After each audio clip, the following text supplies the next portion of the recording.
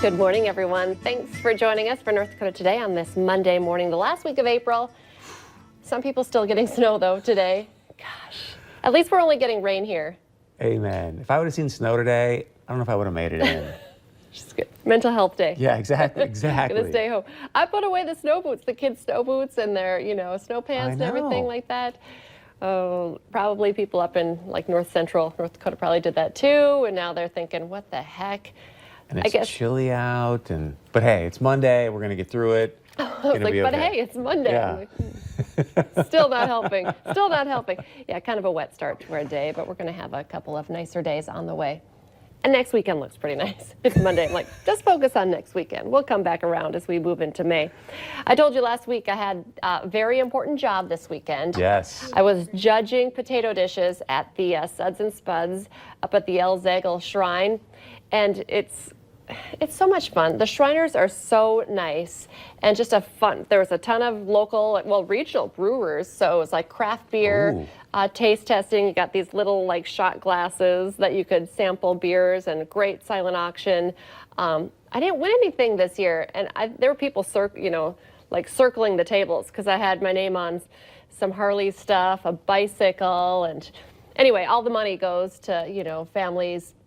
They do a lot with the travel expenses for kids and families who need to go to the Shriners Hospital. So I think I have a picture. Here it is with the winners. These guys were from Potato Brothers, and I would agree, Jordan Schreier in that picture too. He was also one of the judges, along with the crew from the Fox radio morning show too. Robbie and Dave were there. But these guys made a delicious sweet potato cheesecake.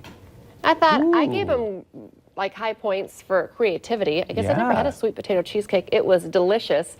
There was also a potato brownie.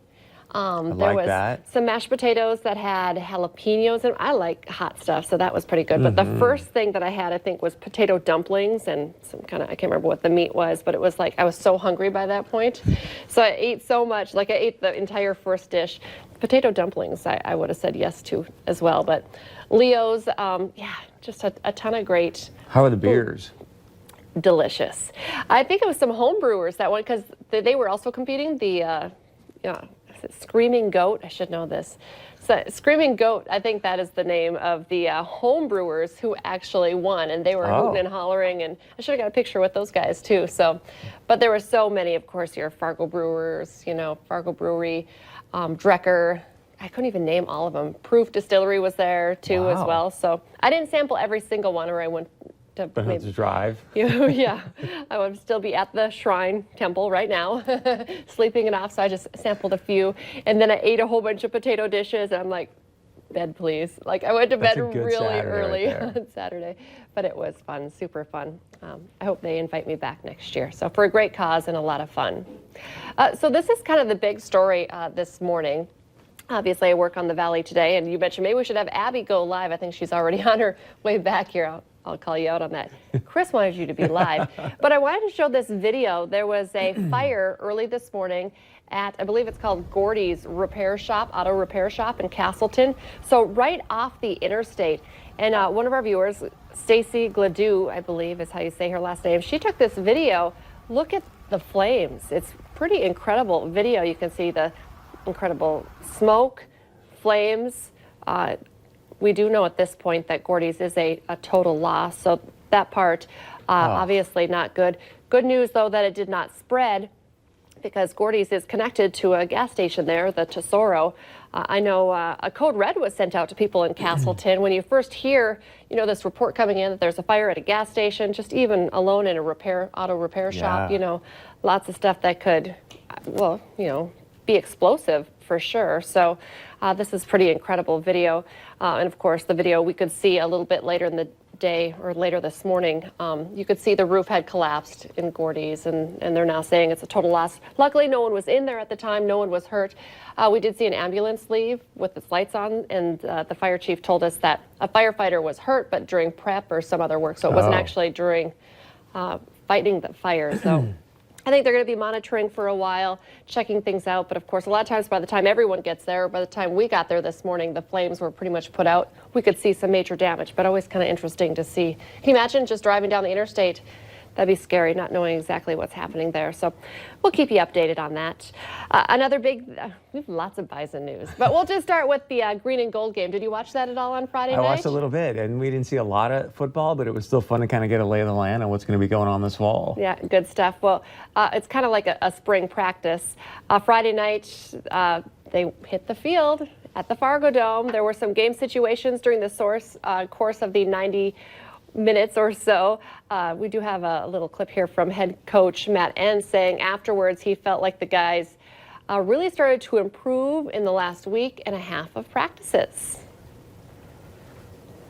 Especially with our younger players, finally understanding how to practice, the tempo of practice, the expectations of meetings and all that. Just, they needed more reps, and that's what we did, and I'm excited going into the summer.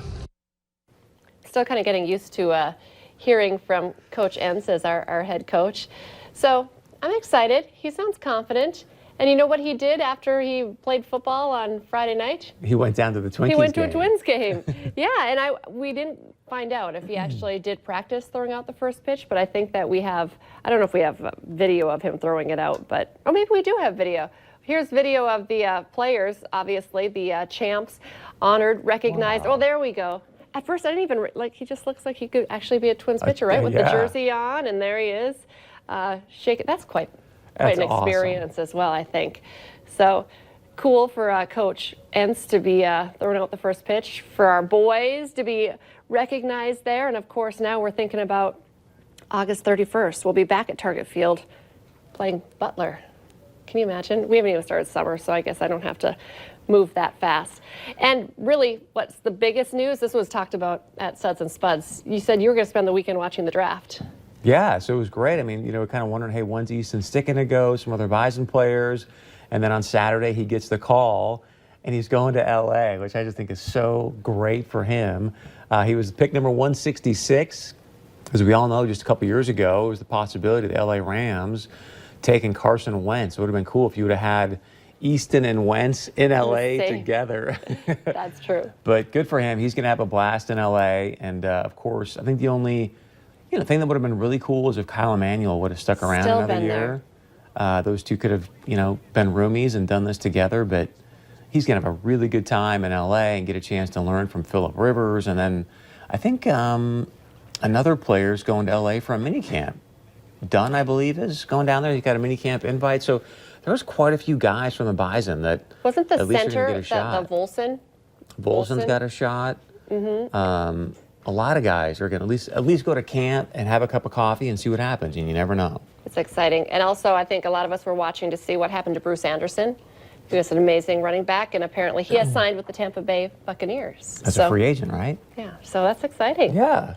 All good stuff for the Bison. And my husband, as he would break it down, he's like, I bet since Kyle Emanuel was played for the Chargers, and they probably did see his work ethic, and they're like, oh, some good players come from NDSU. Well, and helped him Gus Bradley, a former NDSU coach, is down with the Chargers now. So I'm sure that helped too when they brought him in, and it was like, hey, we know the Bison, they run a pro offense, this kid can step in and do some good things for us. So it's just, to be in La La Land, the media and everything he's going to be doing is just going to be fantastic. Easton is so grounded, so I think that he's going to do well. I just want to see if we can get a shot of him and Jared Goff, surfing, with the horns up. Because can you see Goff is so LA, and then to have him hang out with Easton, and it'll never happen. And I bet Carson Wentz will fly out. Yeah, all three of them. I wouldn't doubt it because, strangely, I feel like they all are friends.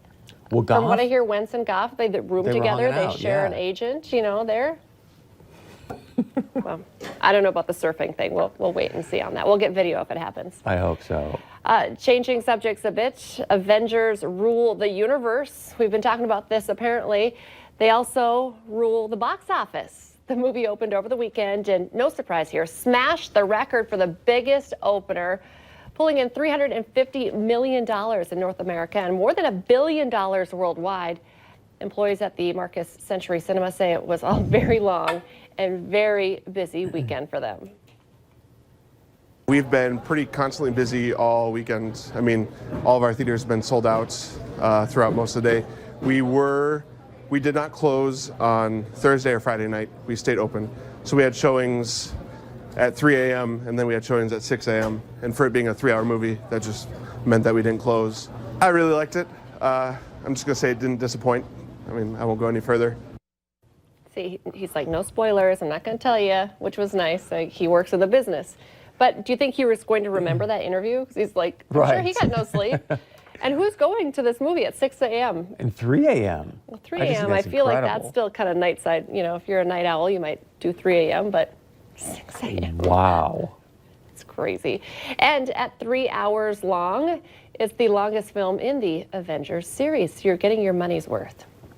It's got to be good if you can sit and stay awake for 3 hours at 6 in the morning. Everyone I talked to was like, yeah, great movie. You're going to like it. So I'm anxious to go check it out. Did you go? No, I didn't. Okay. A 15,600-year-old footprint discovered in southern Chile is believed to be the oldest ever found in the Americas. Look at that. The footprint was determined to be evidence of human presence. Researchers say this was the first evidence of humans in the Americas older than 12,000 years. Does that look like a foot to you? Looks like he was wearing a flip-flop. Don't you think? I think they had flip-flops. He swung by the Old back then. Navy and got some flip-flops and... Interesting, but weird. All right, stay with us. We have a great show planned for you today. Coming up on North Dakota Today, a small Minnesota community is working together to restore a small town mansion that has a whole lot of history.